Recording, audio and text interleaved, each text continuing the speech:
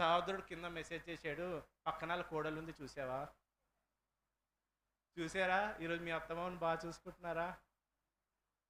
అక్కడ మన మమ్మీ డాడీని చూసుకోవాలంటే ఇక్కడ ఒకరు చూసుకోవడానికి ఉండాలిగా. ఉండాలా వద్దా? దేవుడు పెట్టింది అదే. అవునా కాదమ్మా?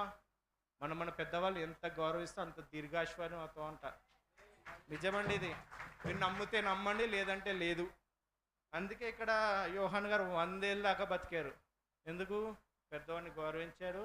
తండ్రి చెప్పినట్టు తన తల్లిని ఇంటికి తీసుకొని వెళ్ళాడు. దీర్ఘాయుష్మంతుడిగా ఉన్నాడు. ఆయన శిష్యుల్లో ఆయన ఒక్కడేనంట 100 ఏళ్ళు బతికింది. అంటే నేను చెప్పలేదు, దీంట్లో ఉందండి, నిజంగానే ఉందండి.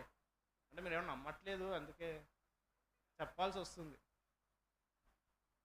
ఉందా అని నాకు తెలియదు అంటారా? చూడండి, ఒకవేళ